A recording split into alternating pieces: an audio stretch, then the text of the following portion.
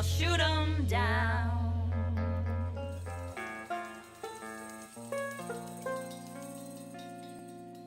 Welcome in, latest episode, That SEC Podcast. I'm your host, Michael Bratton. Go by SEC Mike on the Twitters. Let me know if you can hear me. Let me know if you can see me. I've had to update some things over here. I don't know if we're even working. And oh, here we go. What's up, dude? T-Bob Hebert, Are special we live? guest. Are we already live? Yeah, we're live. Christmas crossover edition. I wanted to complete it. So anybody who missed it, go check it out on Snaps. I was on this week. Yes. We did a Christmas crossover. T-Bob wanted to do Christmas movies. We never did it. I know. I feel bad, dude. But I have on my radio show, I have established a 12-team bracket, a 12-movie bracket, and I've got 3 of the 4 buys decided. But okay, well, we can more than willing to discuss that. But I just want everybody to know we're brought to you by Colonel Taylor Whiskey here. I'm going to be like the, the guy at the office party that has one too many. Hell yeah, that's me. Yeah, I'm excited for this one. It's like Gandalf when he's like, yes, Gandalf means me. I do know that guy. It's me. Damn, now I'm all jealous. See, my office is at work, so I never have any like whiskey or anything ready to go anymore. I'm so fucking. All I have is this for my trip to Chicago earlier this year when I did some work up there. I have a bottle of Malort. Oh, which I guess maybe yeah. There you go. Have you ever had Malort? I never heard of it. It is the oddest tasting alcohol I've ever had in my entire life. In that it is. Am I allowed to curse? Absolutely. Okay. I'm not just going to curse right now, but it is awful. It is all. It tastes like bug spray. It kind of gives the feeling of socks a little bit, but it is so interesting and different that I don't fully hate it. Like I do understand the almost masochistic enjoyment that Chicago natives get out of Malort, for sure. Well, T-Bob, so appreciate you coming on. Always fun chatting with you. And I'll be honest with you, I don't even have anything prepared. Let's go. Yes, Mike. I didn't do shit for my radio show this morning either. Last night I'm enjoying Christmas. I had a big box come in with a gift in it. So, we take the gift out to get it wrapped or whatever. I give the kids the box. They're sitting there, got Christmas jazz playing through the house, tree shining. I had myself a nice little whiskey in hand. Girls are like decorating the box, making it like Santa's sleigh. They're putting their stuffed animals in front. I was like, fuck sports. I'm going to sit here and prep a show. I don't give a shit. And so, yeah, I also did nothing today. Oh, perfect. So we're right there. So, like I said, go check it out if you missed it. I was on Snaps. If you're not subscribed to Snaps, I don't know what the hell you're doing with your life. Yeah. If you like this show, you will love Snaps. So just don't watch it over us, but watch it as soon as this is over. An addendum, in addition to. But you said something interesting, and this is where I wanted to go with this. This is the only thing I really wanted to ask you. And if if you don't feel comfortable talking about it, that's fine. We can talk about something else. Mike, there's literally nothing on this fucking earth that you could ask me that I don't feel comfortable talking about. You know this at this point. Okay. Well, I mean, you were in a unique position that everybody watching this, and certainly me and Shane, we have no knowledge of. And we asked people that have gone through this, and I feel like I never get any truthfulness to their stories. But true or false, you were a coveted high school prospect, and I'm just kind of curious what that's like going through that process, because you mentioned you've had some interactions with Hugh Freeze. I don't know if you're aware of this. There's a whole damn book on Coach O when he got to Ole Miss. Market by Bruce Feldman. Yeah, you're in that. You were like his top lineman he wanted. I mean, what's it like to live through that? And is it true that have you ever seen the movie He Got Game, where he goes to the different campuses and they basically give him like different orgies everywhere he goes? Was that the T-Bob experience? I have heard actually, Mike, I don't feel comfortable talking about this. I'm sorry. Okay. I'm just fucking, no, I have heard. I have heard of like said orgies, and I know about not like full on orgies, right? But like I do know of guys. No, Aaron Murray's not a dual threat athlete. Sherman, get the fuck out of here. He's a surprisingly athletic guy. No, I have heard of guys having like some escapades in that vein, but that was not my experience. They were not lining up the women for me. Okay, so what it was like. So again, not to brag, guys, I was the number 2 center in the nation coming out of high school. It's funny you mentioned meat market. Loved men touching his ass. We got that. Yeah, well, I mean, look, ask any quarterback that's ever played for me. I have an exceptional center ass. It's not overly sweaty. It's not overly smelly. It's Nice. firm but soft, right? It's the same thing that you might look for in a partner, where you don't want to just be slapping meat with straight muscle, or at least I don't. So yeah, I think I've got that going on for me actually, and I never fumbled a snap. So how about them apples? Anyway, that meat market book is funny though, because that was like a really big deal at the time, but it also featured an entire portion of the book where like I get absolutely embarrassed by Drake Nevis at a high school camp, and I think I started crying when one-on-one pass rush drills. So I always thought that was kind of funny to have that kind of put out there at large. Was that just weird to go through, or was it normal? I mean, I'm just kind of curious. You're young, man. You just take it as it comes, right? I can't imagine what it's like nowadays. 'Cause it was already pretty crazy. Like it was just 24/7 calls from coaches, from reporters, just 24/7. Like I remember one of the whole reasons why I wanted to commit was because I just kind of wanted to be done with it all. Like I was going into my senior year of high school football, and I just wanted to be able to focus on football and lower like the number of calls. And I kind of always knew I was going to go to LSU, though certainly Georgia was close to that. I kind of went to high school and grew up in Georgia. But yeah, I mean, it was, so money wasn't really a thing back then, at least not for me. It's a weird thing in the kind of dark age of college football with the underhanded money, where if you were someone viewed as being kind of coming from money that didn't need it, you weren't going to get offered it as much, or at least maybe not if you were as good as me. Maybe you had to be better. But like, no, I mean, I came from an affluent family, silver spoon upbringing. Like my dad, played in the NFL. And so I never got any like big, paper bag offers or anything like that. No, guys, I'm not an open air church. Come on. Where do you think I am? I'm in Bag End, my favorite place on the entire world. Can't wait to try to get out to Worther at some point this weekend. But, no, so it was surreal at times. There were very cool moments. Like, I don't know. I remember the day I committed, they brought all the top recruits to like ESPN Zone, and we got free game cards, and I thought that was really cool. And me and Eric Berry doing like a slap shot game and shit. Nice. I remember probably my favorite photo shoot I've ever done for the Georgia Super Six or whatever it was. We got to go to medieval times, and we got to dress up in armor and get weapons and everything and create a name. And I did T-Bob the Terrible. I think I just read about Ivan the Terrible in like a military heritage magazine. Funnily enough, maybe not the best name to call yourself, T-Bob the Terrible. But so that was cool. I mean, probably the best part was just getting to go party as a high schooler with college kids, right? Because like I used to use Athens as such an excuse because I had old high school teammates that were on the Bulldogs team. And so I took a lot of unofficial visits to Athens where you get to go up, you get tickets to the game, and then you get to go out with your friends afterwards and go party, even though you're still in high school.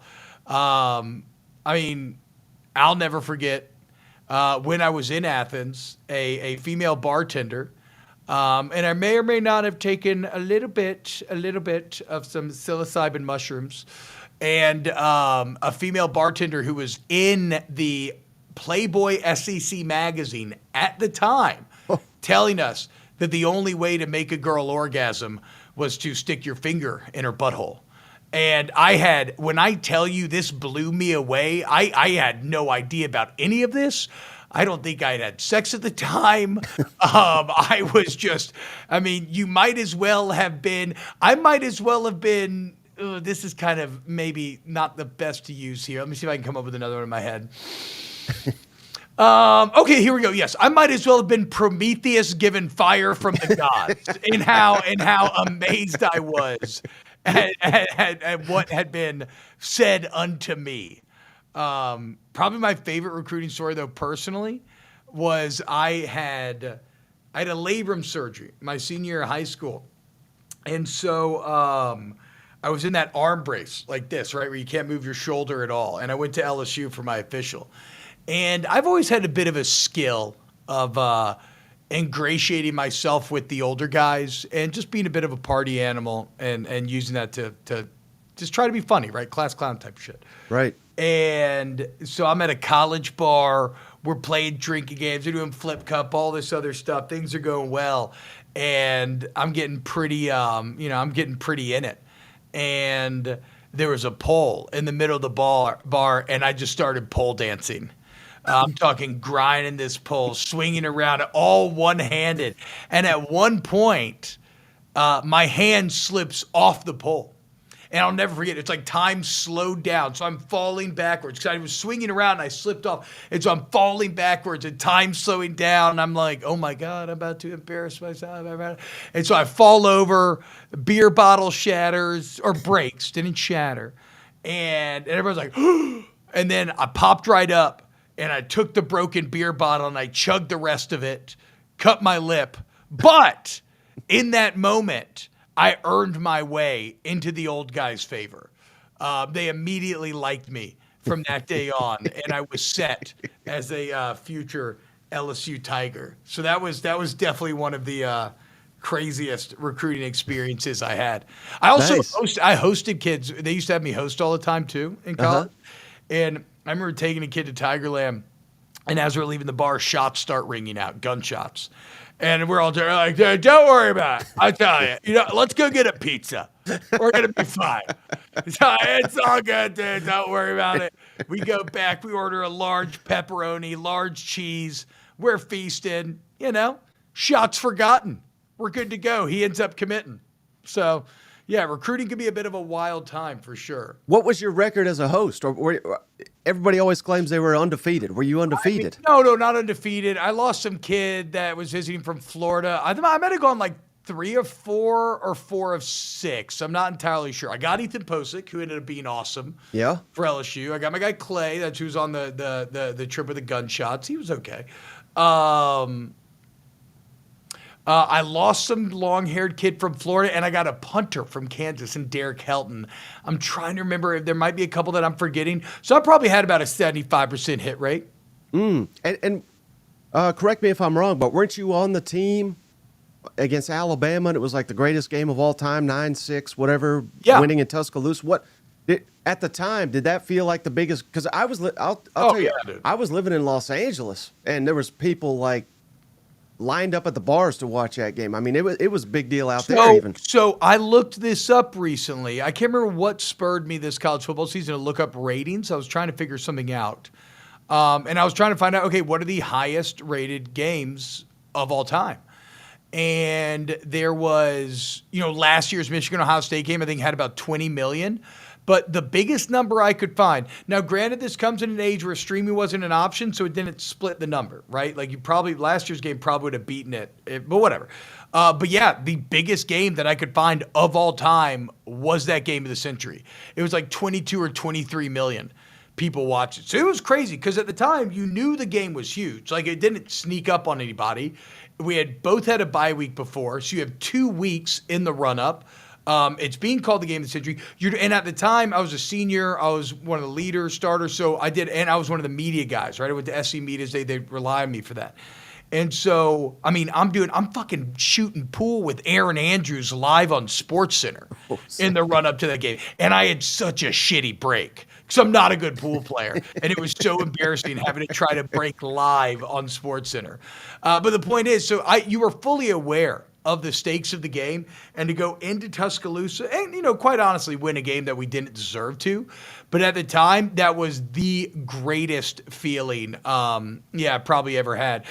There's only a couple other wins that felt better at Florida the year before. I mean, to start that year, beating Oregon in a top 5 matchup in Jerry World after an entire offseason of preparing for LaMichael James and Chip Kelly in Oregon. That too was a great one. But yeah, 9-6. Was that the Honey Badger game? Yeah. Yeah, Nice. that was when we beat the shit out of Oregon. What was that guy like in college? Was he awesome? He was the single greatest football player that I've ever shared a locker room with, and it's not close. Yeah. And that's, I played with Pat Peterson. I played with countless NFL guys, right? Like countless NFL guys. And I've never had a leader like Tyron. And I think that's something that's a bit interesting because it seems to be at odds what people think about him at the time. Because he would smoke weed or whatever. But like, we were all doing stuff. Right. But beyond that, it's like, now he'll tell you that maybe he was going down a bad path. Absolutely. He had to get things straight and it's all worked out very well for him. That is all true. But even when he's on his bad path, I have never, ever, ever, ever, ever shared a locker room with anyone that had such a force of will and personality. He was a true freshman and then a true sophomore on the teams that I was on with him as a junior and senior. And it is so hard to be a younger guy in that room and to speak and to have people listen. And when he spoke, you listened. And he inspired me. I remember as a senior, he inspired me to be better, to work harder. He's again, I just always go back to it. He is the best football player, the best leader that I ever played with. And his impact, I mean, how about this? So the story before the national championship is that Nick Saban had a sports psychologist study our team. And that the findings were that, look, Tyrann Mathieu is the head of that snake. And if you cut off the head of the snake, the body will follow. And it's interesting. And I was told this years after the fact by somebody who would know. And it's interesting because even though at the time I maybe didn't realize that, it was so true. Like after I heard that, I'm like, well, yeah, that is actually how I thought about him. And then you look at the games down the stretch when you switched quarterbacks and the offense started to falter a bit. Like in the SEC championship, we didn't get a first down in the first half. Then Tyrann returns a punt for a touchdown, and we end up winning the game by 30. Right. Arkansas game, it's close at first, top 5 matchup to end the year. Then Tyrann returns a punt for a touchdown, we end up winning the game by 30. Like there was time and time again where he would make the play that would start the snowball that would end up in a big win. And so how Alabama attacked him, they were not going to give him that chance. So they only attacked him against the sidelines with receivers that were taller than him. And it was perfectly executed by McCarron where if that ball's either going to be caught by my guy or it's going to go out of bounds. And in that way, they kind of, cut down our greatest warrior in front of us. And that's not even to say that, like, look, with the benefit of hindsight, we can accept that it's Nick Saban versus Les Miles, which maybe we didn't understand at the time, but there's a big, big, big gap there. But I always thought that was fascinating that they had this psychologist study our team and that the findings were so accurate, and they used that to inform the game plan that they would later employ in the game. We practiced the option too. That's all we did. We practiced like 5 different versions of the option. How about this comment from Sandman? The SEC championship should be New Orleans every year.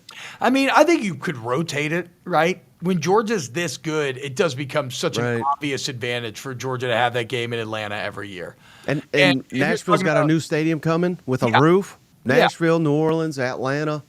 Austin. I mean, whatever. There's a million cities you could choose from, right? I think that when it comes to big games, New Orleans is one of the best cities because the stadium placement is one of the best. You leave the Superdome and you're downtown. Not like you have to get an Uber. No, you walk a street over and you're on Canal into Bourbon. Like you are downtown. So yeah, I think New Orleans would be a very fun, and to be honest, yes, like Atlanta Stadium is nice and everything, but that's not a walkable city. Yeah. And you do have to immediately get a car out and all this other sort of stuff. So, Michael Raleigh, do I wish Les Miles never left? No, not at all. Miles' tenure probably lasted a couple years too long. But will the Brian Kelly era last too long? What's your thought? I mean, is it doom and gloom, or is that all overblown? I would describe myself as kind of battered almost into like an apathetic cynicism. where, certainly when he takes over, you're like, okay, the last 3 coaches have won national championships. Brian Kelly's done awesome. The problem was not Kelly at Notre Dame, it was Notre Dame. So Right. in theory, like the ceiling and the expectation should be a national championship. And that is still in play. And it'd be fascinating to see if the fabric of college football hadn't changed in the manner that it did, as to whether or not that would still be true. But I am a firm believer that in this new age of NIL, where money, look at all the best teams, you got to spend the most. I said this from day one when all this started to come out, and I support it. Okay, I want players to be fucking paid. So fuck all y'all. I want everybody to be paid as much money as possible. I don't want any regulation. Fuck it. Now I know there probably will be, but whatever. I was very concerned from day one that Louisiana, being just a really awful economy as a state, the fact that we suffer from major brain drain, in which the best and brightest that make money go on to leave or go make money elsewhere, I was terrified that the state economy would eventually end up grinding us down into maybe not like a have-not category, but into like you're not in the big dogs. And you couple that with the fact that sometimes because LSU has high watermarks that other teams do not, we sometimes maybe think of them as being more consistent than they were, right? Like if you looked at the last 15 years of LSU, you would have made a 12-team playoff about 25% of the time, about once every 4 years. So it's not like you were a year-in, year-out playoff team to begin with. You were inconsistent, but just with these incredible national championship runs, right? 07 you win, 03 you win, 7 you win, 11 you go, 19 you win. No other schools could say that. But there was inconsistency all mixed in. So I guess my point is right now it's hard to feel like you're not starting to see the impact of that subpar state economy. And with that in mind, then does that combine with maybe Brian Kelly just not being as good? Like, I guess this is all a lot of context to say, I think Brian Kelly remains a very high floor coach, but ultimately his ceiling is now called into question. Yeah. The ceiling was viewed as a ceiling imposed by Notre Dame. And now you have to ask yourself, well, no, was it actually Brian Kelly? The nightmare scenario here is, so already you see Notre Dame ascending while LSU's falling. And then what happens if the other big candidate, what happens if Billy Napier actually gets it figured out at Florida? Because that was kind of the other main name in the mix, although I don't think he was ever seriously considered. That was the other kind of fan name in the mix at the time. And so it's like, wait, if Napier gets Florida going and now you got Notre Dame doing this, like, did you just catch a falling knife? And yeah, that's kind of the question. That said, I'm still pretty bullish long-term on him. And I don't, for college football fans especially, sometimes not having the ability to choose is a good thing. Like, I don't think it's the worst thing for LSU right now to not be able to fire a coach because of the contract. I think that's a good thing. I think there's something to be said for stability in a time when, like, if you get too reactive, then you're Auburn, right? Right. You're paying multiple coaches. You have no clear direction. It feels all very chaotic. I would say you're kind of Florida as well in that regard. So, no, I don't know that I believe that Brian Kelly won a championship, but I do think that he will keep LSU at least frisky. I mean, this year, if you beat A&M or Florida, you're in the SEC championship. Yeah, I don't know if you saw this. I retweeted a clip of Tim Beck, who he's the Coastal Carolina head coach, last night said, and as soon as he hit it, he said it hit me. Like, I don't know why I've never thought of this before, but I think he said it perfectly. He said, we don't have a program anymore. We have a team. Every year, you're just building the best team possible. Yeah. And that's what college football is. And I think it's he's not just talking about himself. He's talking about Indiana. Is Indiana a program? Hell no, but they're a solid team. Is Florida State? It's just a completely different team than it was last year. Last year was a success. This year is an abject failure. Yeah. And I think that's the way college football is going to be now. And if you're a Florida State fan right now, you hate it. If you're an Indiana fan, you love it. But I think it could flip by next year. I think that's just what it is. And I think even in the SEC, that's going to be the case. I mean, you're definitely going to see more and more extreme variance, right? You'll see more major reclamation projects. You'll see more major failures as well. Even Ole Miss has had this, right? Where 3 years ago they're awesome, 2 years ago they're bad, last year they're awesome, and this year they're actually, I know it's a failure of a year for Ole Miss, but it's not the worst failure because that they didn't fall apart. But I guess so. I think you'll see more of that. Like the road to fixing your roster immediately has never been shorter. But I think you're still going to have your programs. It's just going to be different than what we know as a program, right? Like the best teams will still be built, or the most consistent teams on a multi-year basis. Not best in any given year, because you're right. Any given year, like how maybe you get your Florida State, whatever. All the transfers work, it works. You're better than your Georgia or whatever. But like your best multi-year, most consistent performers, I think, are still going to be the teams that kind of do have a program where you have a solid foundation of kind of high school players to pull from, and then you're filling in the corners, and maybe a little more than filling in the corners with the transfer portal. Right. So do you think moving forward, it's going to be similar to the NFL, to where you have to have an elite quarterback, and I think everybody always looks the offensive and defensive lines, but if you have those three components, is that what's going to dictate success, you think, in the SEC? I mean, it's probably more the lines, right? I mean, does Tennessee have an elite quarterback right now? No, certainly not. But they did have enough. They had an easier path. They had a nice schedule. They had a couple teams they had to beat, and quite frankly, they got it again next year, T-Bob, which we are quite pleased about over here. I mean, if Tennessee, again, this is looking ahead probably way too much. But Tennessee, I love how Mike says Tennessee. If they beat Georgia next year, which is certainly not a given because they've lost 8 in a row to Georgia, but if they beat Georgia, I mean, they could be undefeated. I think they're going. Yeah, that's what I was going to say. They're going undefeated. In Bryant-Denny's going to be tough. No, oh, come on, the decaying dynasty. I'm not. Here we go. I mean, yeah. I mean, how you win one game and look at you now, so fat and happy. Old Mikey Claus up there sitting cold to all the Alabama stockings. Now Tennessee, that's a program. No, I'm just kidding. No, but it really is. I think it really is a year-to-year proposition, and I think that makes college football fun again. I mean, how could it? It's just not the most fun year of college football we've had in forever. I mean, look at the width and the breadth of the bracket. Geographically, your top 2 seeds are for complete opposite corners of the country in Oregon and Georgia. Yeah. You see multiple styles of football represented in here. You see a team that played their way in by winning their conference championship in Clemson, and you see other teams in that maybe fell short but were so solid elsewhere they get it. Like, I could not be more head over heels in love with this 12-team bracket and how it kind of represents all of college football. And I think it's going to be incredibly fun to watch this play out.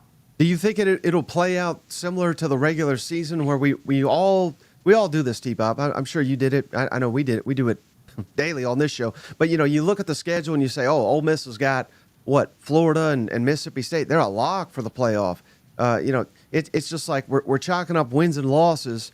And this year, more than I can ever remember, Alabama's another good example. All they got to do is beat Oklahoma and Auburn. They're walking to the playoff. Well, they lost by 21 points. So exactly. We're sitting here and we're looking at it and we say, oh, okay, Texas got a great path. Georgia's got a great path. They're probably going to meet in the national championship for the 3rd time. Fuck no. Georgia is cooked, bro. Their starting quarterback is hurt and their Ray Guy punter. Gunner, come on, baby. But no, the point being, do you think the upsets will continue into the postseason? I don't see why they wouldn't. Yeah. I think the most frustrating part to me about college football commentary is this idea that we know what's going to happen when every weekend we get proven wrong. Right. Like, can you think of any other facet of life in which somebody's just like, nah, dude, I know this, and then you're wrong. Like, immediately. It's like you I mean, I guess what I'm thinking of, it's like you step on a rake, right? And it fucking smacks you in the face. And then next week you're like, look, I'm going to step on this again. I ain't going to get hit. Watch this shit. And then sure enough, but then you still tell me the next week, and nah, man, I'm telling you, I step on that rake, I'm fine. It's not going to hit me. It's not to say that the majority of the favorites won't win, but miss me with all this. I know who's going to win. You didn't think TCU was going to beat Michigan a couple years ago.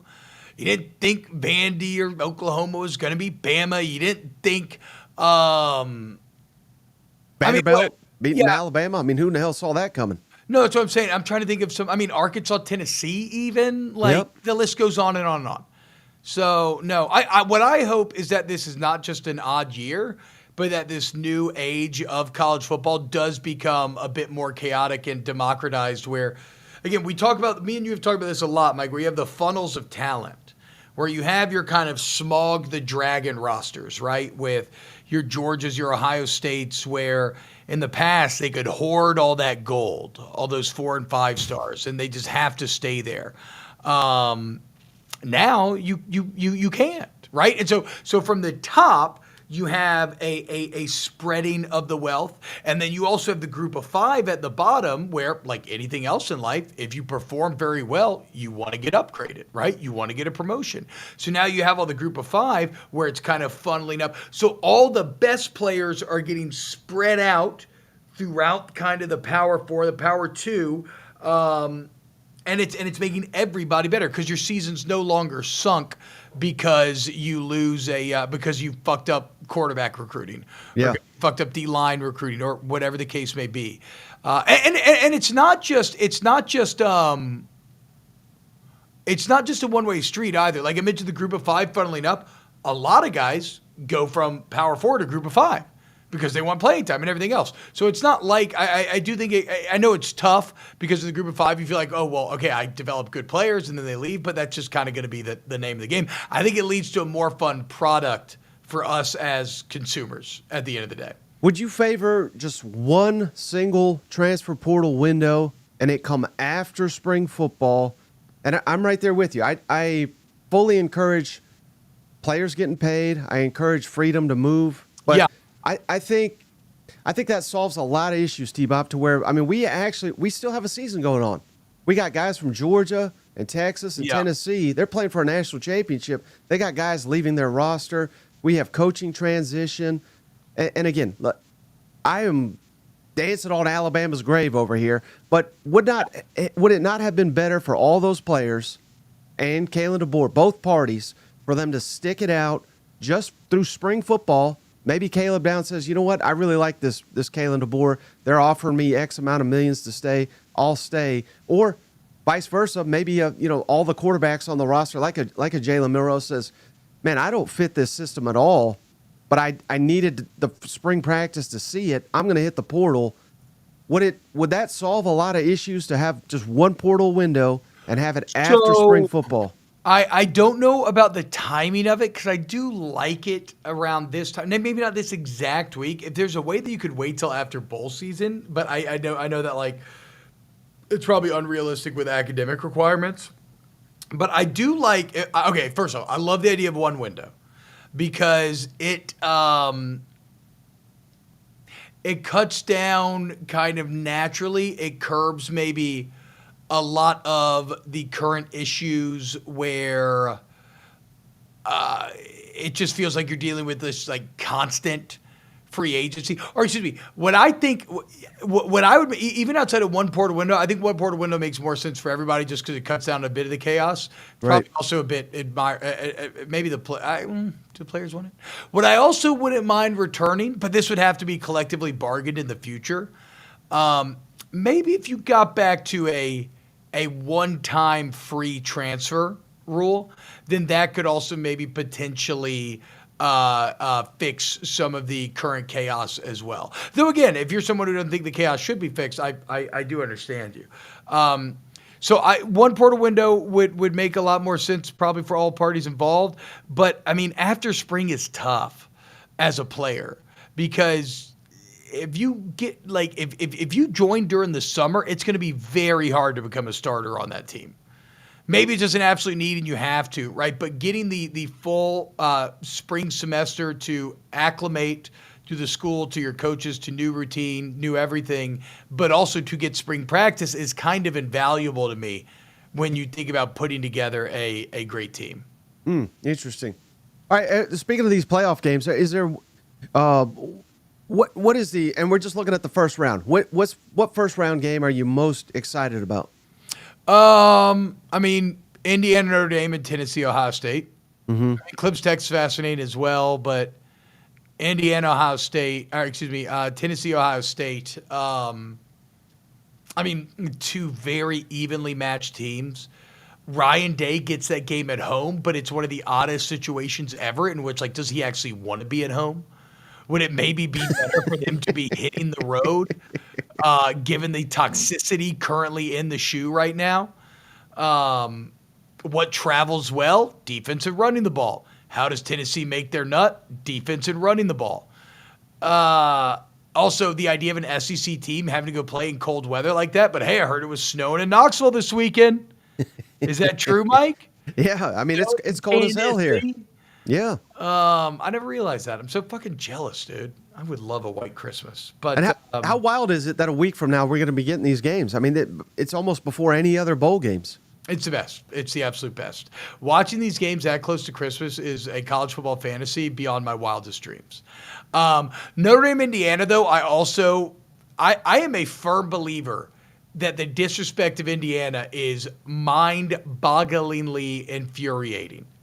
I see a team that is so legitimately good in every phase of the game, with one of the best offenses in the entire country, with a genius coach in Kurt Signetti, that all he has done, guys, is consistently outperform Vegas for 3 years now.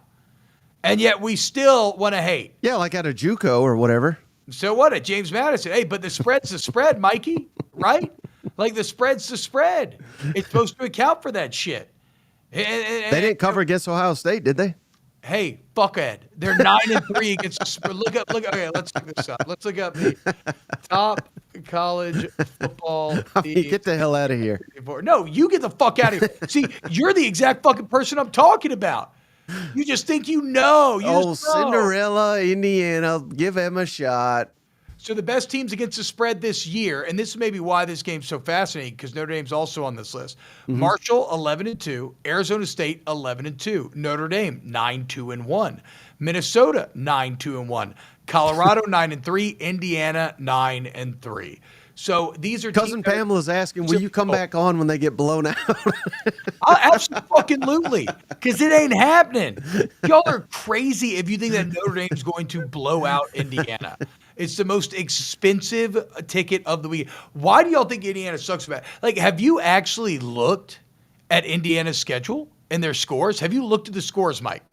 I have looked at the scores. I have seen very few teams that have a winning record on that schedule.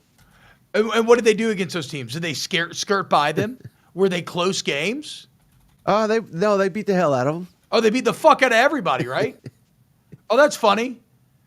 In fact, you look right now, average margin of victory for 2024, Notre Dame 26.3. Again, so these two teams very similar. Ohio State 24, Indiana 24.5. Okay, so you got an easier schedule, fine, but what'd you do? You beat the fuck out of everybody on it. Indiana's not overmatched. Y'all are full of shit. They're good on the lines. Kamara leads the sacks in the Big Ten in sacks. They have an elite quarterback in Curtis Rourke. Just wait. So I also wanted to ask you. I agree with this, that Dookie says, Dookie, Indiana's most complete team Notre Dame's faced all year. Absolutely. Absolutely. I think that says more about Notre Dame's schedule than it does anything. But good. So all y'all just keep shitting on everybody's fucking schedule. Why do we even play the games? Why don't we just put you in the playoff if you get a hard schedule? Congratulations. Like, they're in the Big Ten. At a certain point, you have to accept, like, certain things, which is, okay, even an easier Big Ten schedule is not just easy. Yeah. Which game are you most confident, if you had to predict it today, that, and I'm just talking first round, of course. I think, and this is chalky, but I just think Penn State's an awful matchup for SMU. It's going to be in Happy Valley. One place that is not cold right now is Dallas. Yeah. Going up there. SMU style's very flashy, you know. Even though I was pretty impressed with that front seven, they got some size there. I don't know how they're going to hold up to the physicality of Penn State or how hot right now Penn State is running the ball. So yeah, I think that's an impossible hill for SMU to climb, having to go up to Penn State. Yeah, I mean it's gonna be fun as hell. Is there a bowl game outside of the playoff that you're excited about? You know, to be honest, I haven't really looked at them yet. Let's see. I saw. Let's see here. How bad it will be for Alabama if they lose to Michigan?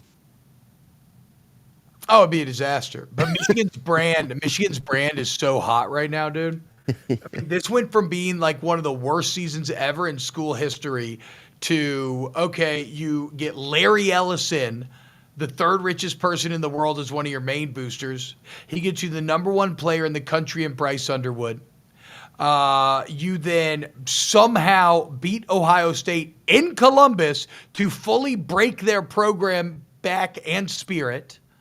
You finish with a top 10 recruiting class out of nowhere in the entire country. Like, no, the vibes could not be hotter for Michigan. An awful year that was somehow saved in the last couple of weeks. Bobby G says regular bowls are irrelevant. Well, you know what, Bobby G? You can fuck off too. Because if you like college football, it's not irrelevant. I'm very excited to watch Memphis and West Virginia in the Scooters Coffee Frisco Bowl. Okay?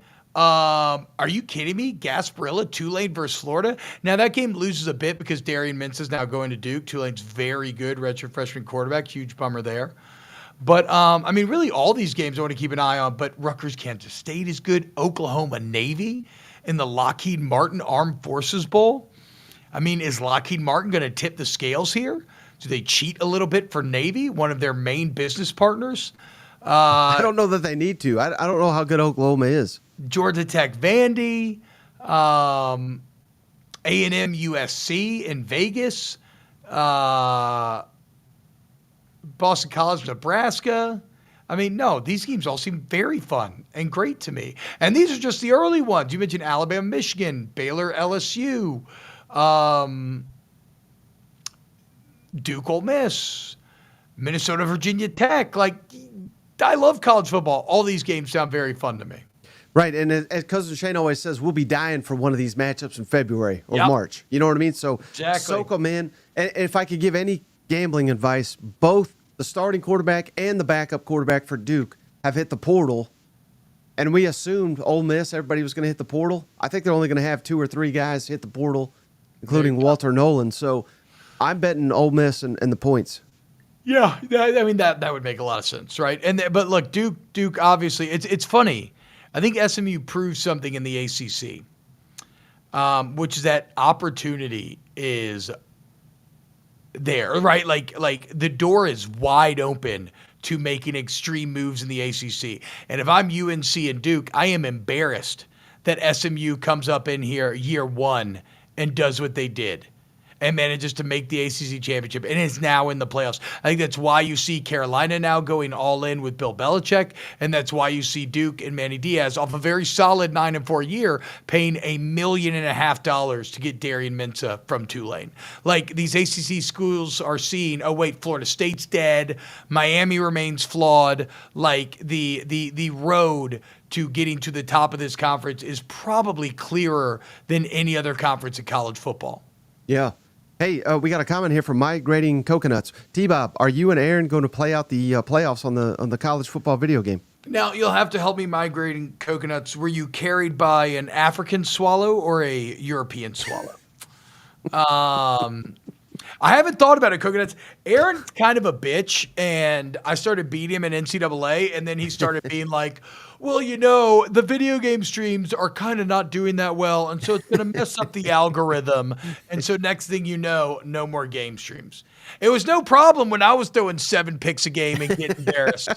But all of a sudden, the QB1 loses a couple, and next thing you know, it's not good for the algorithm. Maybe we do crossovers. Is there any way we can play it on both streams? Because Cousin Shane is an active player. I play as well.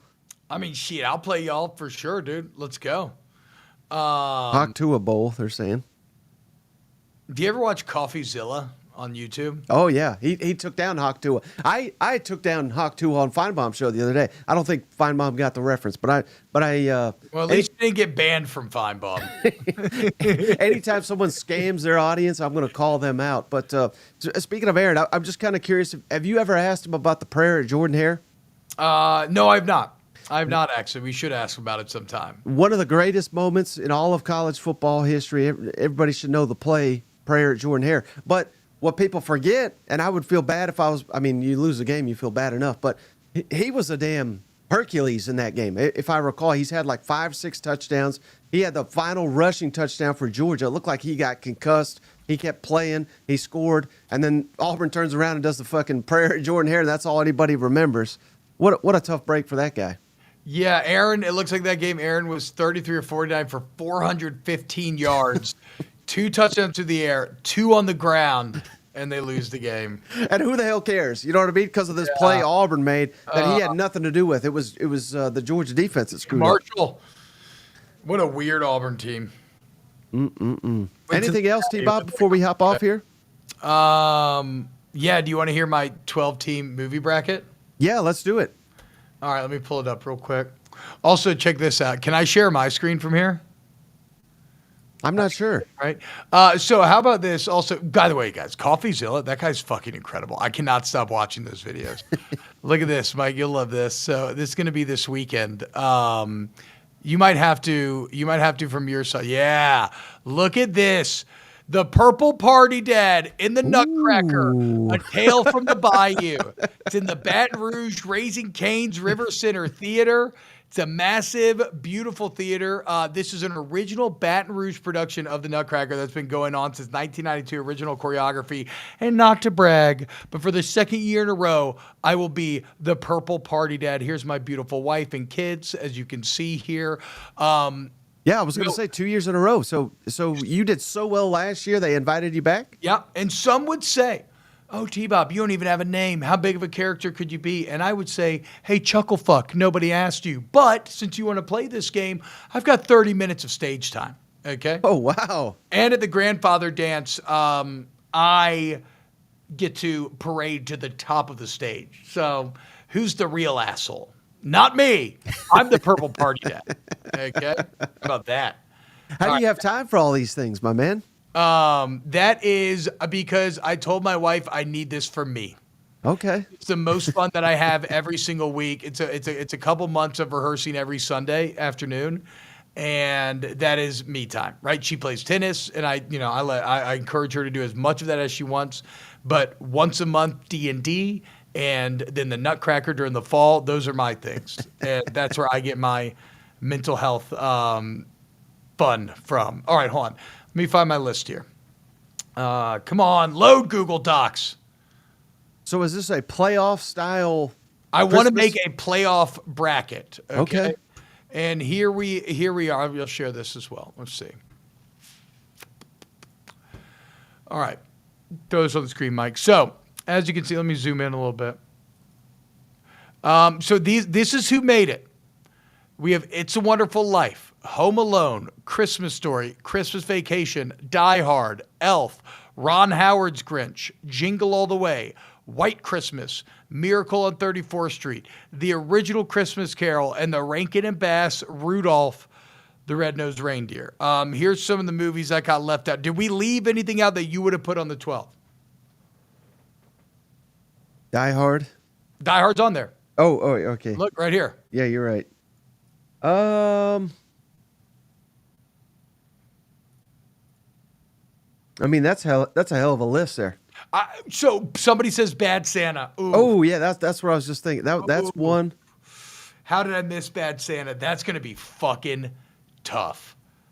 I gotta. Oh man. Apparently, I'm not a Harry Potter guy, but apparently all the Harry Potter people tell me those are Christmas movies. No, look. You know who is a Harry Potter guy? Who do you think? You? This fucking guy. Yes. Okay. I used to go to every midnight release growing up.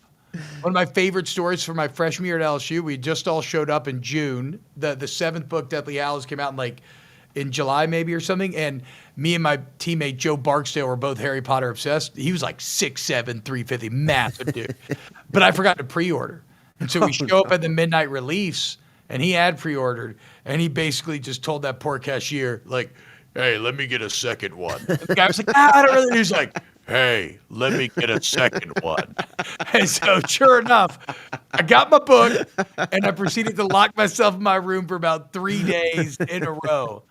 And I used to read all those just till they were finished. But like, again, so yes, Harry Potter, especially Sorcerer's Stone, massive Christmas vibes. But also Harry Potter's just kind of holiday fall vibes, right? Right. Works in Okay. October, works. It's the reason why I started playing Harry Potter Legacy again for the first time in about a year, and it's still so good. But like Lord of the Rings, also kind of pseudo Christmas movies because that's when they were released. But those are not. They're movies that are good for the season, that evoke the feeling, but I do not have them as Christmas movies. How about, I'm unfamiliar with this title, probably you are, 12 Dongs of Christmas? Mike, don't lie now. If we were to look up a 12 Dawn Christmas IMDb, I'm pretty sure you have a producer credit. True or false? I mean, True. Exactly. I think from your list here, though, Home Alone and Christmas Vacation are the 1 and 2, or up there. So Jingle All the Way for Bad Santa, I could see that happening. Mm-hmm. I do have a very personal love of Jingle All the Way, as does one of my producers, so that's going to be tough on our personal list. But like, this is a bit of like SMU Alabama here. Right. You go either way. God, I really want to put Charlie Brown Christmas on there as well, guys, but shit. I mean, because like, does Rudolph count? Because it's not feature length. It's tough. So we'll see. I count Rudolph. Okay. In terms of first round buys, It's a Wonderful Life, without a doubt. That's my number 1 seed. That's one of the top 5 movies of all time. I cannot wait to watch that again in about a week or two while drinking 3 to 4 glasses of whiskey and just crying. Crying tears of sadness, crying tears of joy as we see George Bailey. Like, I was telling somebody about this morning on an interview. I was doing an interview with like Alabama radio, and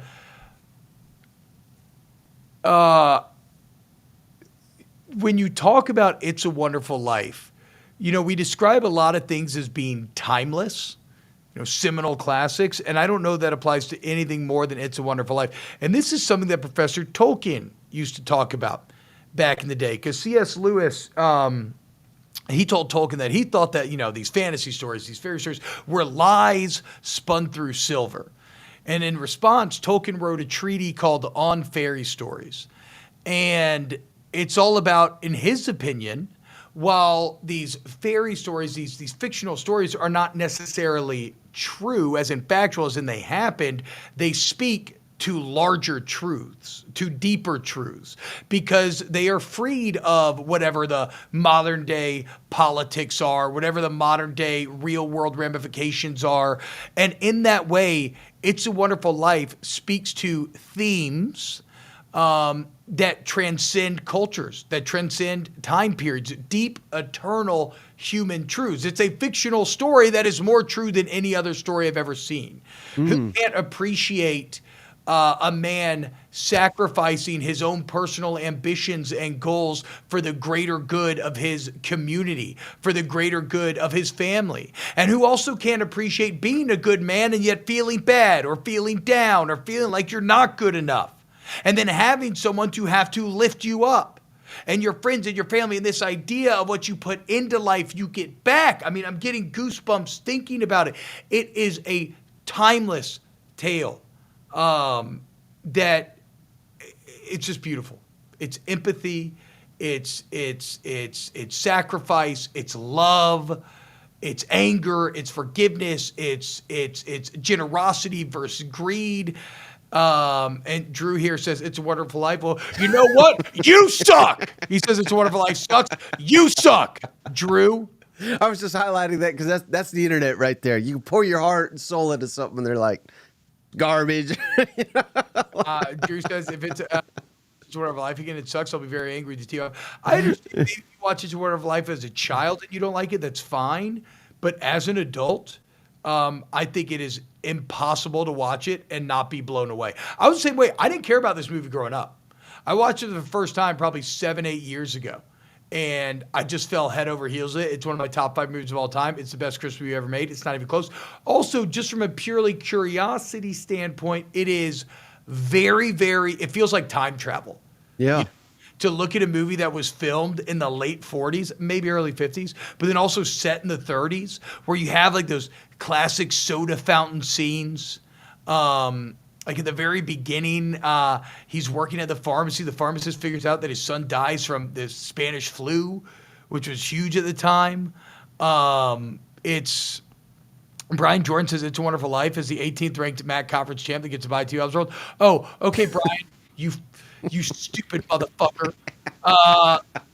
Mike, let's go look up the IMDb 100 rated Christmas movies of all time. Huh? Why don't we do that? Hey, share this fucking screen. What's number 1? It's a Wonderful Life. Then Die Hard, then Christmas Carol, then Home Alone, then Rudolph, then National Lampoons, then Christmas Story, then Miracle, then Elf, Gremlins at 10. I don't have that on my list. Bad Santa 11, so maybe those are missteps, but the list is pretty fucking solid. Yeah. You know what movie does it for me? It's not technically a Christmas movie, but it does open with a snow globe. Is Citizen Kane for a lot of the things you were just saying. Dirty confession. I've never seen Citizen Kane. Oh, well. I Well, know. if you watch it now, I don't think it's that remarkable. But if you study movies like Wonderful Life, like what that is as a film, and then you watch Citizen Kane, many of the things that we take for granted today, like unreliable narration, like timelines that are not linear, things of that nature, intriguing camera photos, ambiguous endings. These are not things that were done. They were all done in this film in the 40s, and that had never been done before. Yeah, so it broke the mold. Like things that we take for granted now, somebody had to do for the first time, right? And Orson Welles did it. Is it Orson Welles doing it? Orson Welles? Yeah. That was his first film, I believe. What? And all the rest of them are not. They're not that. He has one other movie that's good, but the rest kind of suck, which is even more unbelievable. I believe he was in his late 20s, maybe early 30s when he made it. Well, as an artist, it's kind of terrifying but interesting to think about. At some point, you're going to create your best thing. You know what I'm saying? Like, and it could happen early. It could happen late. But it's not linear. It's not like you keep making better and better things, or rare is that the case. Like, at some point, everything's going to come together. You're going to make your best thing, and you can spend forever chasing that thing. And maybe you get close to it. Maybe you get, maybe you're pretty consistently good, but you're still going to have your best thing. And that's kind of freaky to think about, I think, sometimes as an artist. Yeah, and I know we're about to reach an hour, so I'm going to let you go here. But you didn't let me go yet, Mike. I got more thoughts that I want to ask you about. Oh, feel free. I got all the time in the world. But I'm glad you say that, because that makes me think all the time. I'm not conceited. I don't think like I deserve to be at ESPN. I don't think I deserve to be at SEC Network. But if that offer ever comes, and it hasn't, and it probably never will, but if it comes, I'll probably say no to it. Because I can't do shit like this. I can't say whatever the hell I want. And what makes us popular is gone, because they will castrate it. Yeah, I mean, and also like, this is you're here making it this is the new way of things. Right. So like, again, the more traditional paths to success are just that. They're traditional and they're lucrative and they're fine and great, but like I would get kicked off the air. I'm sitting here drinking whiskey, Yeah, I agree. Trust me, there's a lot of stuff that I would get kicked off the air for. And have been, dude. Feinbaum won't have me back because I wanted to do a fucking chair swivel. I'm telling you, I put in a good word. I think you're back on. Okay, here's what else I wanted to I wanted to bring up here. Have you watched the John Williams documentary on Disney Plus? Is it old or is it new? No, brand new one. Just dropped. Brand new. I have not seen it yet. Oh my God. Okay. watch that immediately because it is so good. You're a fan of film. Yeah. I could watch Spielberg and John Williams talk movies forever. And it's a lot of Spielberg and a lot of, like, how about this? So, and we all know, or I should say we all know.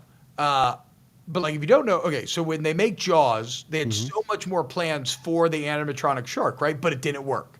So Spielberg was like, okay, we're just not going to show the shark. A bit of a stroke of genius, to be sure, right? A lot of times, necessity is the mother of innovation. Right. That's a great example, right? But what I found to be fascinating is, you know how you like temp score a movie when you're filming it? Mm-hmm. So Spielberg had that temp scored with almost a discordant horror movie score, you know, like almost like Psycho, like ring, like shrieking violins, like off kilter stuff. And John Williams gets his hands on the cut, and he tells Steven, no. See, you're not making a horror movie. You're making a pirate adventure. You're making an adventure movie. And so here we arrive. Think about when they're sailing, that classical John Williams kind of whimsical, like, here we go off into the unknown, like that whimsical, adventurous feel. And Spielberg says it like he found the movie. Like Williams actually found the movie. And then, of course, we know that he created the shark. Right. I mean, like, the shark is the music. So it's a fascinating look into just how deep the impact of music can go in movies. And I got to be clear, guys, I am a huge John Williams fanboy. I mean, according to my Spotify Wrapped, because I'm so unique, unlike you fucking Luddites, I am in the 0.01% of John Williams listeners in the entire world. So again, guys, it's John Williams. It's a new John Williams. I think it's called like The Music or something. I can't remember, but it's a new documentary that dropped on Disney Plus. And Benny, I don't have music knowledge. I do love movie scores though. That's my favorite. Cousin Shane in here. What's up? Yeah, hey, and I can back you up. My girlfriend's a musician. She says she judges a show, a movie, what have you, based on the score. Yeah. And as soon as she picks up that there's no score, she's like, this is gonna suck. And she's always right. The movies and the titles that put in that extra effort, the score, and as soon as she said that, I never realized it, but you go back and you watch some of these really good movies from the 80s, 90s, on and on and on, they all have a really unique score. And if it's 80s and 90s, chances are it's John fucking Williams. I mean, right. Like, John Williams and Steven Spielberg made Schindler's List and Jurassic Park in the same year. Yeah. What? Are you fucking kidding me? How is that possible? Yeah. You think about like Howard Shore's Lord of the Rings score. Okay, one of the biggest difference in Mando season 1 and 2 versus Mando season 3 was the loss of Ludwig Göransson. Ludwig Göransson was doing incredible things in season one and 2 of Mando, and it's like, oh yeah, well he was doing such good things that Christopher Nolan said, hey, come do Oppenheimer. So of course Nolan comes calling. You're not going to do Mando season 3, but like I'm sitting there after season 2, I'm like, man, there's kind of a lot missing from this. And sure enough, I look it up. I'm like, okay, yeah, Ludwig wasn't in the score, of course. Like that's why. I mean, you're still playing with the same themes, but the innovation is gone. And look, I really like Bear McCreary, Alexandra Desplat. Who else would be some of my favorite composers? Randy Newman. How about Alan Silvestri? Yep, Silvestri. I'm not the biggest Avengers music guy, but I mean it's undeniable the feelings that evokes. So yeah, I mean that's probably my favorite stuff to listen to. Cousin Shane, Oppenheimer's overrated. IMO. I'm going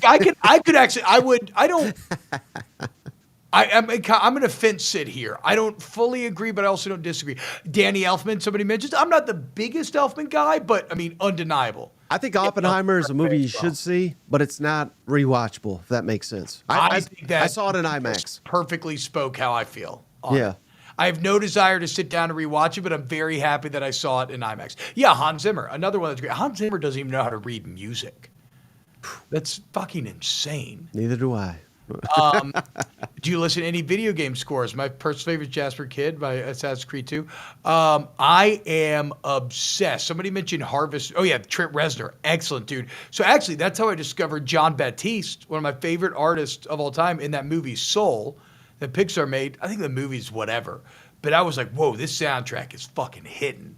And Reznor did the non-jazz part of the album, and it was so good. Epiphany's a song that everybody should listen to, but then also John Baptiste did all the jazzy stuff, and it's incredible. And then he comes out with We Are, and it's my favorite album in the last few years.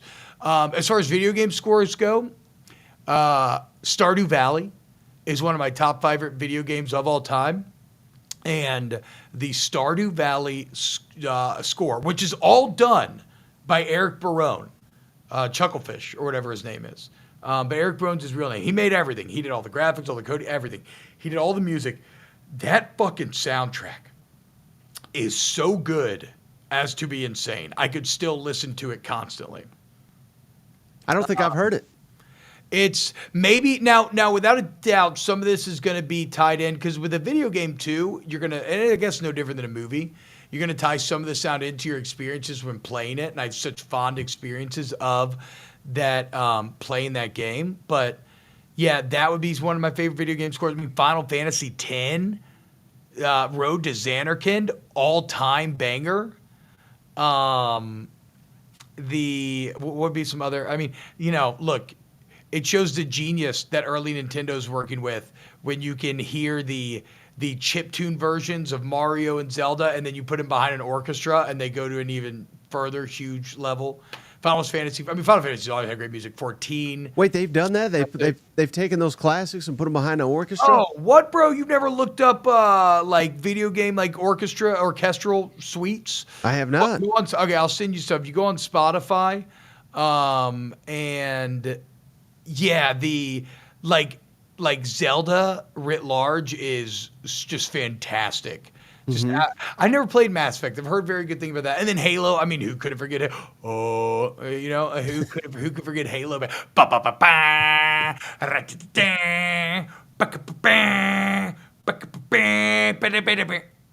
Oh, I've heard that the new Indiana Jones game is awesome too, guys. I think I'm gonna get the Indiana Jones game this weekend.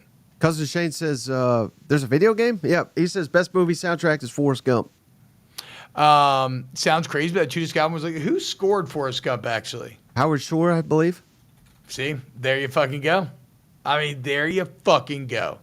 Or it may have been Silvestri. It was Silvestri. Yeah. I knew it was one or the other. There you go, though. I mean, look, wow, he did. So my girlfriend is a Silvestri EAC. I don't know how to say it, but if we ever met him in real life, she would leave me for him. Well, I would understand. Yeah, exactly, right? I say don't leave me. Just fuck him and get the experience. Yeah, and then like that's fine. Like we've been together too long. I don't want you to leave. If I caught my wife cheating on me, I'd be like, look, can we just pretend like this never happened? Like I don't really care. I'm so set in life right now and content. Like I don't want to like. I don't care. Speaking of Rex, have you yet to watch Speak No Evil, the original? No, I have not yet. I've been. It shall haunt you, sir. It is. I will have been. I'm just not in a horror movie right now. I got to wait till January to go back to horror movies right now. I still sometimes at night I think about it. I love movies like that, dude. I love movies that after you leave the theater, you just keep thinking about them. Yeah. God, how about the 28 Years Later trailer? Speaking of horror movies, creepy shit. Shane told me that you posted something about that was shot on. Is that truly shot on an iPhone? From what I read, I saw it in the comments and I looked it up. The majority of it shot on an iPhone 15 Pro Max. Now, you wouldn't know if you looked at pictures from the set because the amount of lenses and everything else that they have attached, it looks like a fucking movie camera. But it is technically an iPhone 15 Pro Max that they shot it on. No, I'm excited for that one for sure. How about have you seen the trailers for Nosferatu? Yes, that looks very good. Is that only in theaters on Christmas Day or does it drop Christmas Day? I would imagine only in theaters. So have you seen The No, Witch? no, I mean, is it going to be in theaters after Christmas Day, or do I have to go Christmas Day to see it? Oh, I don't know. Let's look it up. I mean, it'd be crazy to only be in there, right? I don't know. Dakota says, if you ever get a chance, go listen to John Williams stuff at the live orchestra. So, the greatest night of my life, Dakota. Shout out college football. I was covering LSU UCLA to open the season. The game that started the the second game and the current 5-game losing streak that LSU has in season openers. So I was out in LA covering the game, and I'm at one of the medicinal weed shops, and I'm in line, and I see somebody from Baton Rouge. He's like, "Oh shit, you going to John Williams tonight?" I was like, "What? What are you talking about?" He said, "Yeah, John Williams playing at the Hollywood Bowl tonight." I said, "What the fuck?" My mom lives in LA. I was supposed to go visit her. I immediately called her and said, "Mom, I'm not coming over. I'm sorry." And I bought tickets.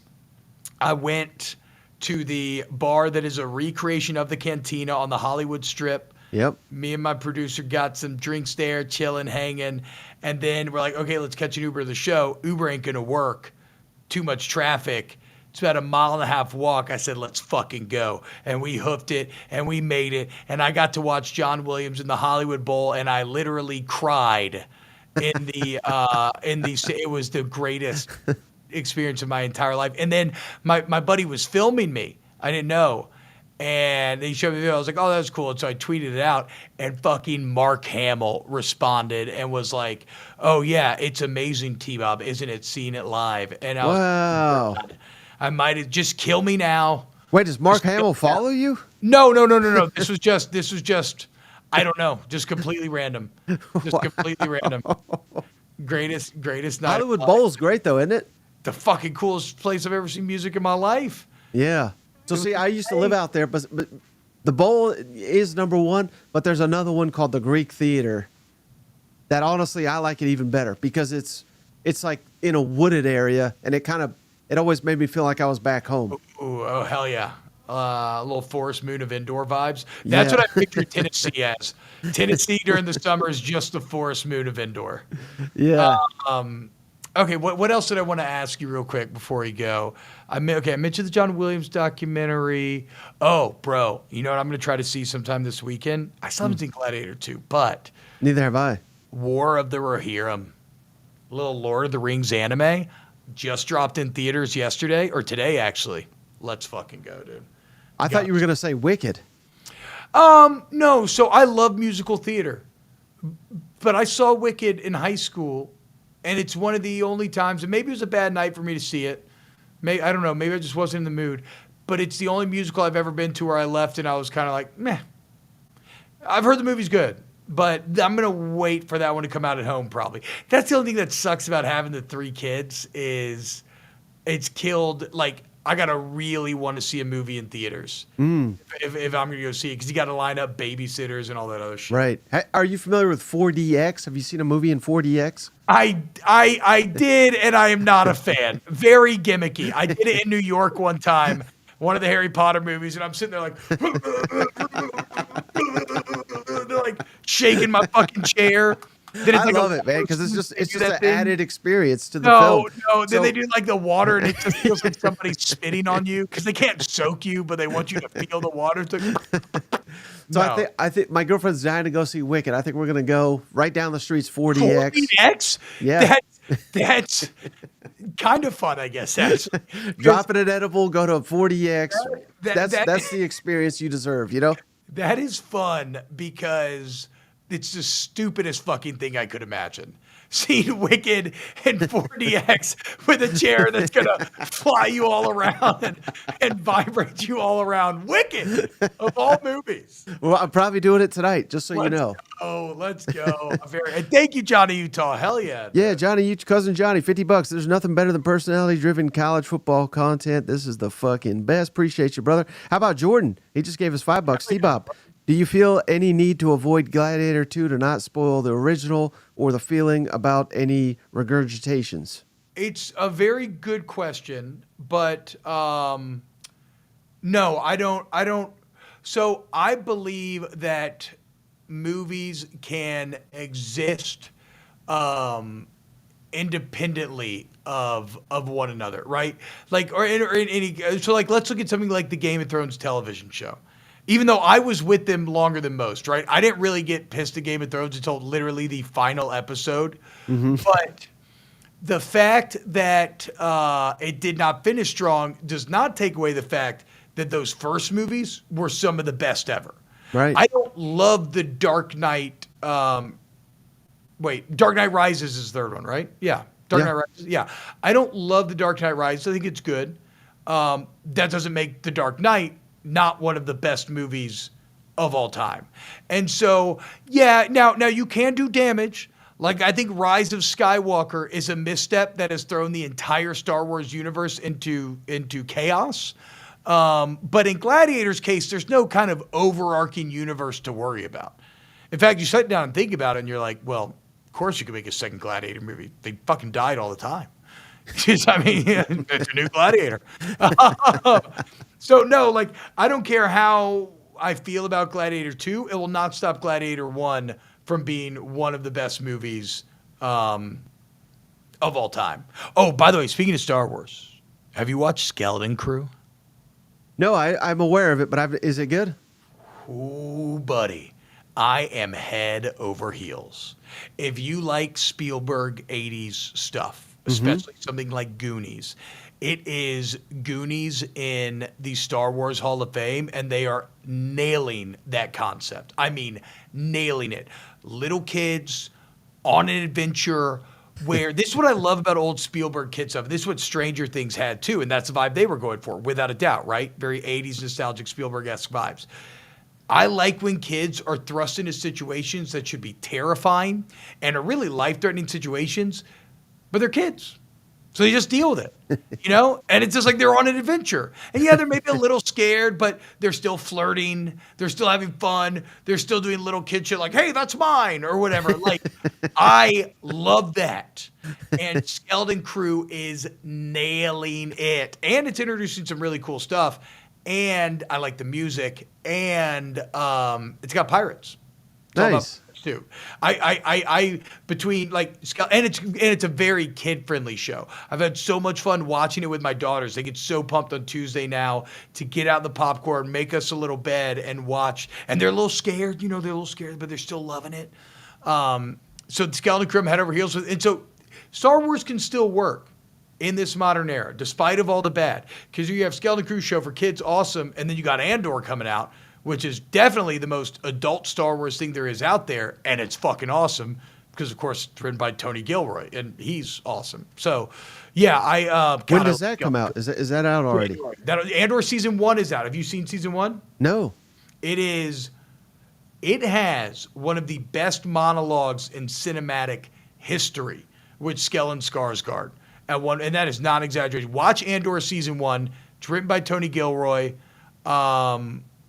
And you are going to be blown away. I don't think you have to be a Star Wars fan. It's funny because it's not a very action heavy show, yet the entire time you're on your edge of your seat. So you should definitely check out Andor because season 2 is about to come out. And I would love to know your thoughts on season 1. Shout out Cousin Dakota, gave us $50. This is a classic podcast Hall of Fame. Let's go. And then he adds they should do Shane, Aaron, Mike, and T-Bob blow cover 3 off the map. We will get a me and Mike have talked about, we're going to get a full foursome at some point. Aaron's very into it as well. I'm sure Shane is as well. Yeah. So we will do that sometimes. Somebody asked me, what's my number one IP? Is it Lord of the Rings or Star Wars? It's Lord of the Rings. It's Lord of the Rings. So like when people talk about that 1977 experience they had in theaters with Star Wars where they went in and just felt like they had their brain rewired, that was me with Fellowship in 2001. Or was it 2000? See, that's how I feel about Game of Thrones, but only for the narrative that anybody can die at any time. Yeah. And I love the fact, I mean, it has ruined a lot of other shows, movies, and everything for me because I'm just no longer am I a fan of these are the good guys and these are the bad guys. Yeah. Because Game of Thrones said the world is gray, and you really have to look at people's motivations. Why are they doing what they're doing? that resembles the real world more than anything I think I've ever seen. I mean, so it's funny you say that because, again, I remember kind of being excited for Game of Thrones. I hadn't read the books at the time. I was like, what is this? This is interesting. And so we sit down to watch the first episode on HBO, first day it came out. And I'm kind of focused. I'm like, fantasy? Hell yeah, let's go. And at the end of the episode, we see Jamie fucking his sister and then push one of the main character's kids out of a window, see him to his death. And I'm like, oh, shit. Like, oh, okay. This is different. Like, I remember being like, whoa. So I remember I watched season 1, then I went and I read the books after that. I had a similar experience. I worked on the show, and I said, "What is this Lord of the Rings knockoff?" Like I was like, "This is bullshit, right?" Yeah. And I was working in a post-production facility. All we did was really change the languages and do things. It's not like I was on set or anything. But and then I was like, "Yeah, this is bullshit, right?" But they give us the English version, so you start watching it, and I didn't even watch it in order. I think it was the first 2 seasons, and I was enthralled. I had to go and I bought all the books and I read the books. Hell yes. It's just a shame the guy never finished the damn books. You know what? Look, Martin just he bit off more than he could chew, dude. And he's moved on to different things to make more money. Yeah. Which, I mean, again, but that goes back to what I said earlier. Many people are very upset with him.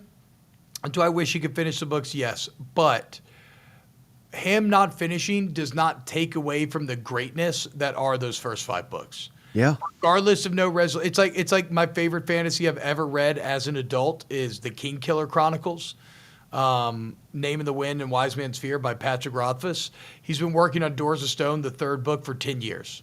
Wow. And who knows if it'll ever come out. I don't know. It may be a similar situation. But it does not take away from how unbelievable those first 2 books were. But yeah, I remember, I mean, I'll never forget. So I guess I was 12 at the time, going on 13. It's December. For Fellowship of the Ring drops. I get dropped off at the movie theater to see it at noon. And when I emerged, it felt like my hair was blown back. My brain had been rewired. I made my oldest sister take me back at 8 p.m. that night and went and watched it again. And then after that, every year, I was so excited for the extended edition DVDs to drop, not just because it meant I got 30 more minutes of movie to enjoy, but the 8 hours of extras that they would put onto those extended editions. They called them the appendices to honor Tolkien's real life appendices on the books. Oh my God. You want to talk about falling in love with movie making and production and special effects and digital and just everything top to bottom? I have watched all the extras on every Lord of the Rings movie probably 5 or 6 times. I used to watch them just on repeat back in the day. Oh yeah, Cousin Shane, we had a similar experience. We went to all the movies together. Oh, no way. It was always around Christmas. Yeah, because we grew up together. Oh, I never knew that. That's fucking awesome, dude. Wait, so have you seen the behind the scenes stuff? Oh yeah, I got all that shit. Yeah. I rebought it on Blu-ray, rebought it on 4K. I almost rebought it like 4K Blu-ray, and then I was like, wait, I don't have a 4K Blu-ray player. Like if I bought this, I would have no way to play it. No, I can't. Stop. I can't do that. All right. Anything else before we hop off here, T-Bob? No, I think I got it all out. I'm glad that we could complete the home and home. Yeah. Very fun. Absolutely. Anytime, brother. I appreciate you. We appreciate each and every one of you. Don't forget, before you go, T-Bob, plug the show, plug the social medias, plug whatever you want. Yeah. So the main thing is Snaps, the Snaps College Football Podcast. It's with me and Aaron Murray. And you can I love it. Yeah, it's very fun, dude. And our shows are very similar in that way. Now, I am not an SEC homer. I hate the SEC. I hope everybody fucking sucks in the SEC. So maybe that would be one of the core differences. But you know, we do talk a lot of SEC, a lot of football in general, like y'all do. So it's fun. Just Google Snap CFB. It should show up. And yeah, man, just check it out. And if you like it, sub and hang out and everything. It's a race. I've seen in the comments. It's a race to 30,000. Who gets there first? You guys or us? Where y'all at right now? We're at like 28.8. Shit, we're done. We're cooked. We're at 27.3, but we've slowed down significantly. We were hot when we were able to do film reviews, and then some nerd from the Big Ten got in touch with like some people at ESPN, and they threatened Aaron's job. So we had to stop our film reviews. There you go again. More power to anybody that gets that check, but that's a reason not to do it. True. But yeah, so that's all I want to plug. All right. Hey man, we went long. I really, really appreciate it. Oh no, I went long because I wanted to. Thank you. Right. Yeah. No, I enjoyed it, man. I got a little buzz going, so hell yeah. I'm just in the cheerful Christmas mood. You know what? I'm about to go take to the family. I'm taking the family to. We're going to Polar Express, not the movie, in New Orleans at the old Amtrak station. You get on the train. They cover up all the windows. They serve you the hot chocolate. Which, by the way, wow. Polar Express. I've always been a hater. I still don't know that it's a great movie, but I watched it again last night, and what a fucking fever dream of a movie. Really odd. Almost psychedelic, not in its visuals, but like in the journey that you take in that movie. It is out there, man. Also, it's fascinating to see that kind of early CG where it's some real uncanny valley stuff, like some stuff that just makes it feel like almost like a horror movie at times. Hey, if I could give you a quick rec that I think you and the family would love. Do you have HBO? Yeah. They have an HBO Harry Potter cooking show, and it is phenomenal. I'm a big fan of it. I was thinking about checking it out. I know exactly what you're talking about. And my daughters have a weird love for cooking shows. Like they were watching Is It Cake the other night, and I was like, this is the stupidest shit I've ever seen. But I did want to see like, well, can they trick them? We watch a lot of cooking shows. This is the highest level I think we've ever seen. Not only of the production, but the cakes themselves. It's awesome. Oh, hell yeah. I'm in. All right, so there you go. We're going out on a wreck. T-Bob, Hebert, appreciate you so much. Later, guys. We'll catch you on the next one. Appreciate you, brother. Holla, man. Later. Hey, buddy. This beer's for you, Mike, and Cousin Shane. That SEC podcast loves the Pirate, and the Pirate loves that SEC podcast. Hail State.